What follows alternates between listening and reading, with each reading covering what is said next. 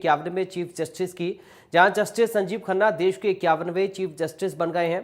तो आज राष्ट्रपति भवन में राष्ट्रपति द्रौपदी मुर्मू ने उन्हें शपथ दिलाई। Chief justice of India D Y Chandrachud 10 नवंबर को रिटायर हो चुके हैं। बता दें कि जस्टिस खन्ना का कार्यकाल सिर्फ 6 महीने का होगा। इस कार्यकाल में जस्टिस खन्ना को marital rape case, election commission के सदस्यों की अपॉइंटमेंट की प्रोसेस, बिहार जातिगत जनसंख्या की वैधता, सबरीमाला केस के रिव्यू, राजद्रोह की संवैधानिकता जैसे कई बड़े मामलों की सुनवाई करनी है। और 64 साल के जस्टिस खन्ना 13 मई 2025 को रिटायर होंगे। बता दें कि सुप्रीम कोर्ट जज के तौर पर जस्टिस खन्ना ने 65 फैसले लिखे हैं। इस दौरान वे करीब 275 बेंचों का हिस्सा रहे हैं। संजीव खन्ना की विरासत वकालत की रही है। उनके पिता देवराज खन्ना दिल्ली हाईकोर्ट के जज रहे हैं। वहीं चाचा हंसराज खन्ना सुप्रीम कोर्ट के मशहूर जज थे। उन्होंने इंदिरा सरकार की इमरजेंसी लगाने का विरोध किया था। साथ ही राजनीतिक विरोधियों को बिना सुनवाई जेल में डालने पर भी नाराजगी जताई थी। 1977 में वरिष्ठता के आधार पर उनका चीफ जस्टिस बनना तय माना जा रहा था, लेकिन जस्टिस M.H. बेग को CJI बनाया गया। इसके विरोध में उन्होंने सुप्रीम कोर्ट से इस्तीफा दे दिया था। इंदिरा की सरकार गिरने के बाद वो चौधरी चरण सिंह की सरकार में 3 दिन के लिए कानून मंत्री भी बने थे। जस्टिस संजीव अपने चाचा से प्रभावित थे, इसलिए उन्होंने 1983 में दिल्ली यूनिवर्सिटी के कैंपस लॉ सेंटर से LLB की पढ़ाई की। दिल्ली के 30 हजारी कोर्ट से वकालत शुरू की और फिर दिल्ली सरकार के इनकम टैक्स डिपार्टमेंट और दीवानी मामलों के लिए स्टैंडिंग काउंसिल भी रहे।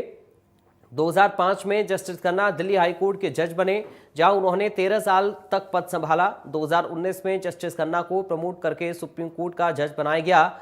सुप्रीम कोर्ट में अपने 6 साल के करियर में जस्टिस खन्ना 450 बेंचों का हिस्सा रहे हैं। उन्होंने खुद 115 फैसले लिखे। इसी साल जुलाई में जस्टिस खन्ना और जस्टिस दीपांकर दत्ता की बेंच ने दिल्ली के पूर्व CM अरविंद केजरीवाल को जमानत दी थी। 8 नवंबर को AMU से जुड़े फैसले में जस्टिस खन्ना ने यूनिवर्सिटी को माइनॉरिटी स्टेटस दिए जाने का समर्थन किया।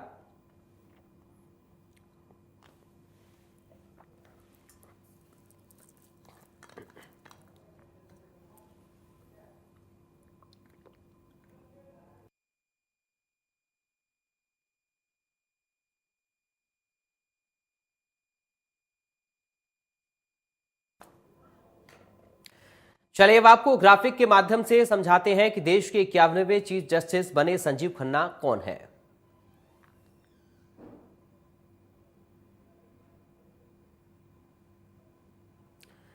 तो 14 मई 1960 को उनका जन्म हुआ। 14 मई 1960 को जन्मे जस्टिस खन्ना 1983 में दिल्ली बार काउंसिल के साथ एक वकील के रूप में उन्होंने रजिस्ट्रेशन किया। शुरुआत में दिल्ली के 30 हजारी परिसर में जिला कोर्ट में 2004 में दिल्ली के लिए स्थायी वकील के रूप में उन्हें नियुक्त किया गया था। दिल्ली हाई कोर्ट में एडिशनल पब्लिक प्रोसिक्यूटर और एमिकस क्यूरी रहे। जस्टिस खन्ना 2005 में दिल्ली हाई कोर्ट एडिशनल जज जस्टिस खन्ना को बनाया गया।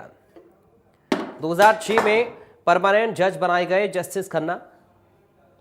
ये इतिहास आपको बता रहे हैं उनके करियर का। 18 जनवरी 2019 को भारत के सुप्रीम कोर्ट के जज के रूप में उन्हें प्रमोट किया गया। 17 जून 2023 से 25 दिसंबर 2023 तक सुप्रीम कोर्ट कानूनी सेवा समिति के अध्यक्ष के तौर पर उन्होंने काम किया। वर्तमान में राष्ट्रीय कानूनी सेवा प्राधिकरण के कार्यकारी अध्यक्ष और राष्ट्रीय न्यायिक अकादमी भोपाल के गवर्निंग काउंसिल के वो सदस्य भी हैं। 13 मई 2025 को वो रिटायर होने वाले हैं। तो ये जो अपने करियर में पदभार संभाले जस्टिस खन्ना ने, उनके करियर के बारे में ग्राफिक के जरिए हमने आपको बताया। चलिए अब आपको ग्राफिक्स के जरिए देश के 51वें चीफ जस्टिस के बारे में और भी जानकारी देते हैं। तो आप समझिए कि ऐतिहासिक फैसले उनके आखिर कौन कौन से रहे हैं। ये ग्राफिक के जरिए आपको बताने जस्टिस खन्ना ने कहा था कि वोट काउंटिंग की मौजूदा व्यवस्था में कोई दिक्कत नहीं है। जस्टिस खन्ना समेत 5 जजों की बेंच ने राजनीतिक दलों को गुप्त दान देने वाली इलेक्टोरल बॉन्ड स्कीम को, और इसके साथ ही जस्टिस खन्ना ने कहा था कि वो योजना उचित नहीं है जो वोटर्स के सूचना के अधिकार के खिलाफ है। जम्मू कश्मीर से आर्टिकल 370 हटाने के फैसले को अगस्त 2023 में सुप्रीम कोर्ट में चुनौती दी थी। 2023 में ही CJI चंद्रचूड़ और जस्टिस खन्ना समेत 5 जजों की बेंच ने आर्टिकल 370 हटाने के 2023 में तलाक के एक मामले में सुप्रीम कोर्ट ने बहुमत से फैसला सुनाया। इसके साथ ही इसमें कहा गया कि किसी मामले में संविधान के आर्टिकल 142 के तहत सुप्रीम कोर्ट सीधे तौर पर तलाक का फैसला दे सकता है। सूचना के अधिकार से जुड़े एक केस में सुप्रीम कोर्ट ने कहा कि न्यायिक स्वतंत्रता सूचना के अधिकार।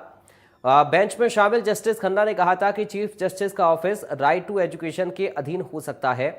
ये 2019 की बात है। 2019 में ही हर केस में जजों की निजता के साथ साथ पारदर्शिता भी होनी चाहिए, उनकी तरफ से कहा गया था।